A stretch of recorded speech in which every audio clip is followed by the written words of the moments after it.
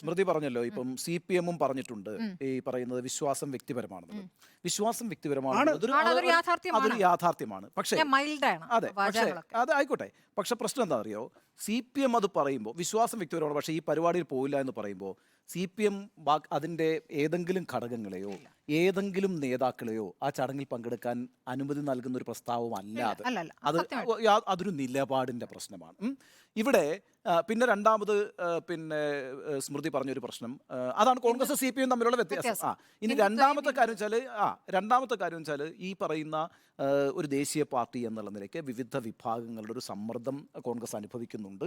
അതുകൊണ്ട് കോൺഗ്രസ്സിന് ചിലപ്പോൾ ഇത്തരത്തിലുള്ള വിട്ടുവീഴ്ചകൾ ചെയ്യേണ്ടി വരും. പ്രശ്നം എന്താണെന്നറിയാം, അതൊരു അടവ് നയം എന്നുള്ള നിലയ്ക്ക് വേണമെങ്കിൽ നമുക്ക് സ്വീകരിക്കാം.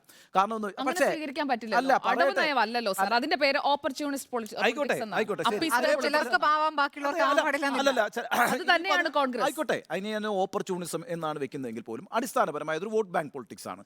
അവിടെ ഞാനൊരു അടവ് നയം സ്വീകരിച്ചുകൊണ്ട് ആ വോട്ട് വിഭാഗത്തെ കൂടെ പരമാവധി വൂ ചെയ്യാൻ ശ്രമിക്കുന്നു, ഒരു അടവ് നയം എന്നുള്ള നിലയ്ക്ക്. പക്ഷേ ഈ അടവ് നയം കഴിഞ്ഞൊരു 10-20 വർഷമായിട്ട് കോൺഗ്രസ് ചെയ്യുന്നുണ്ടല്ലോ, എന്നിട്ട് അതിൻ്റെ അതിനൊരു ഗുണമുണ്ടോ എന്നുള്ളതാണ് വേറൊരു പ്രശ്നം. എന്താ പറയുക, ഇപ്പം ഏറ്റവും അവസാനം ഗുണമില്ലാത്തത് കൃത്യമായ സ്റ്റാൻഡ് ഇല്ലാത്തതുകൊണ്ടാണ്. അതാണ് കഴിഞ്ഞ ആഴ്ച ഒരു വാർത്താക്കുറിപ്പ് ഇറക്കുന്നു, ഈ ആഴ്ച UP unit as a whole പോവുകയാണ്. ഇൻഡിവിജ്വലായി വിശ്വാസികളായിട്ടല്ല പോകുന്നത്.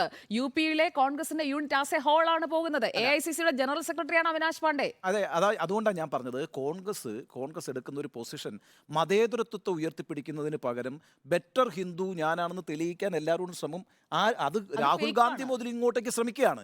അപ്പോൾ അത് കൊണ്ടാടപ്പെട്ടു. ഇപ്പം നിങ്ങൾക്കൊക്കെ ഓർമ്മയില്ലെന്നേ, മറ്റേ മൂപ്പര് പൂണൂലിട്ട് കഴിഞ്ഞപ്പോഴത്തേക്ക് ഉടനെ തന്നെ പൂണൂലിട്ട ഹിന്ദു, ശിവന്റെ ക്ഷേത്രത്തിൽ പോകുന്ന ഹിന്ദു, പോകാം വ്യക്തിപരമായിട്ടുള്ള വിശ്വാസം. എന്താണ് നിങ്ങളുടെ നിലപാട്? നിങ്ങൾ നല്ല ഹിന്ദു ആകാം, ഏറ്റവും മെച്ചപ്പെട്ട ഹിന്ദു ഞാനാണ് എന്ന് തെളിയിക്കാനാണോ, അതോ ഞങ്ങളുടേതും മതേതരമായ നിലപാടാണ് എന്ന് തെളിയിക്കാനാണോ ശ്രമിക്കുന്നത് എന്നുള്ളതാണ് പ്രശ്നം. അടിസ്ഥാനപരമായ അതൊരു നിലപാടിൻ്റെ ഒരു ആശയത്തിൻ്റെ പ്രശ്നമാണ്.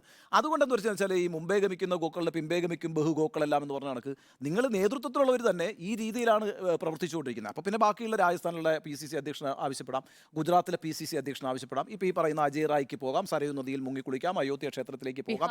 ഇതെല്ലാം ചെയ്യാമെങ്കിൽ പോലും ഒരു വോട്ട് പോലും ഇല്ല. അതാ ഞാൻ ഈ പറയുന്ന സ്മൃതി, നിങ്ങൾ ഈ പറയുന്ന അടവ് നയം സ്വീകരിക്കുന്നു എന്ന് പറയുമ്പം അതിനൊരു ഡാറ്റയുടെ പിന്തുണയില്ല, അതിൻ്റെ ഗുണം കിട്ടിയതിൻ്റെ പിന്തുണയില്ല. ഏറ്റവും ഒടുവിൽ മധ്യപ്രദേശ് നമ്മൾ എപ്പോഴും പറയുന്നുകൊണ്ടിരിക്കുന്ന കാര്യമാണല്ലോ, മധ്യപ്രദേശിൽ ഈ പറയുന്ന മുഖ്യമന്ത്രി ശിവരാജ് സിംഗ് ചൗഹാനേക്കാളും മികച്ച ഹിന്ദു ഞാനാണ് എന്ന് തെളിയിക്കാനാണ് കമൽനാഥ് ശ്രമിച്ചത്. അതിന് പച്ചക്കുടി ഞാനൊരു സംശയം ചോദിക്കട്ടെ. അങ്ങനെയാണെങ്കിൽ ഇപ്പോൾ കർണാടകയിൽ ഇപ്പോൾ കോൺഗ്രസ് വിജയിച്ചിരിക്കുന്നു.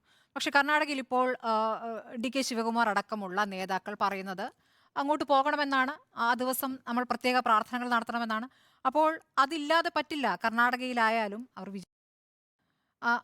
ആ ഒരു ആശയത്തിൽ നിന്ന് പുറത്തു കിടക്കാൻ പറ്റില്ല. കേരളത്തിലല്ലാതെ മറ്റൊരിടത്തും വിശ്വാസത്തെ അല്ല ഉണ്ണി, അതിനകത്തൊരു നോക്കൂ, ഇതിനകത്ത് അരുൺ ജെയ്റ്റ്ലി പറഞ്ഞ കാര്യമാണല്ലോ അത്.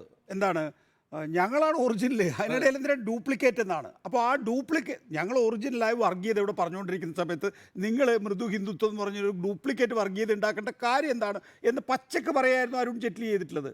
ശരിയായിരിക്കാം. നോക്കൂ, BJPക്ക് കിട്ടുന്ന വോട്ടുകൾ അല്ലെങ്കിൽ ആ വർഗീയ വോട്ടുകൾ മൃദു ഹിന്ദുത്വത്തിന് കിട്ടില്ല, തീവ്ര ഹിന്ദുത്വത്തിനേ കിട്ടുള്ളൂ. ഞാനൊരു ഹിന്ദുത്വത്തിൽ വിശ്വസിക്കുന്ന ഒരാളാണെങ്കിൽ എന്നാൽ പിന്നെ ഇത്തവണ മൃദു ഹിന്ദുത്വത്തിന് വോട്ട് ചെയ്യാം, തീവ്ര ഹിന്ദുത്വം അവിടെ നിൽക്കട്ടെ, അട്ടത്തെടിക്കട്ടെ എന്ന് വിചാരിക്കില്ല. എനിക്ക് ഹിന്ദുത്വ നിലപാടാണെങ്കിൽ ഞാൻ തീവ്ര ഹിന്ദുത്വത്തിന് തന്നെയാണ് വോട്ട് ചെയ്യുക. കാരണം എനിക്ക് ആവശ്യമായിട്ടുള്ള വിറകടക്കമുള്ള ഇന്ധനങ്ങൾ തരുന്നത് ഈ തീവ്ര ഹിന്ദുത്വമാണെന്നേ. പറഞ്ഞ പോലെ കേരളത്തിൽ മാത്രമേ മൃദു ഹിന്ദുത്വം ഫലിക്കുള്ളൂ എന്നാണോ? ഞാൻ സുജയിലേക്ക് വരാം. നോക്കൂ, അപ്പോൾ വോട്ട് കിട്ടുകയില്ല എങ്കിൽ തന്നെയും വരാനിരിക്കുന്ന ക്യാമ്പയിൻ എന്താണ് ഉണ്ണി? നിങ്ങൾ ഹിന്ദു വിരുദ്ധരാണ് എന്നുള്ളതാണ്, നിങ്ങൾ മുസ്ലിം പാർട്ടിയാണ് എന്നുള്ളതാണ്. അത് ഒഴിവാക്കുന്നതിന് വേണ്ടിയിട്ട് ഈ ക്ഷേത്ര ദർശനം നടത്തുന്നു UPCC എന്നും രാജസ്ഥാൻ ഹിമാചൽ പ്രദേശ് ഘടകങ്ങളും ഇനി അത് പിന്തുടരുമെന്ന് മാത്രമേ ഞാൻ അതിൽ നിന്ന് മനസ്സിലാക്കുന്നുള്ളൂ. കോൺഗ്രസ് CPM-ൻ്റെ കാര്യത്തിനകത്ത് നോക്കൂ, CPM-ൻ്റെയും കോൺഗ്രസിൻ്റെയും നിലപാട് രണ്ടാണ്.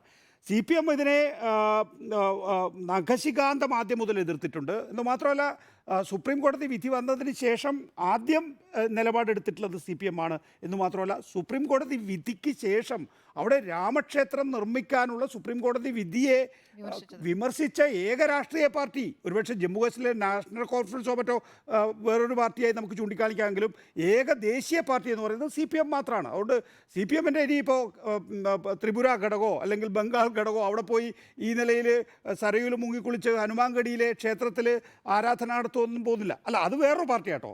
CPM എടുക്കുന്ന നിലപാടൊന്നും കോൺഗ്രസ് എടുക്കണമെന്നേ ഞാൻ പറയുന്നില്ല. പക്ഷേ കോൺഗ്രസിൻ്റെ ഇക്കാര്യത്തിൽ എൻ്റെ നിലപാട് ഇത്ര തന്നെയാണ്. വ്യക്തമായിട്ടുള്ള നിലപാടുണ്ട്. സഹസ്ഥാപകരാണ് കോൺഗ്രസ് ആരുടെ രാമക്ഷേത്ര നിർമ്മാണത്തിൻ്റെ. 22-ാം തീയതി പരിപാടിയിൽ പങ്കെടുക്കില്ല എന്ന് മാത്രമേ കോൺഗ്രസ് പറഞ്ഞിട്ടുള്ളൂ. അങ്ങനെ പറയാൻ കോൺഗ്രസിന് കഴിയൂ. അപ്പോൾ ഈ കേരളത്തിൽ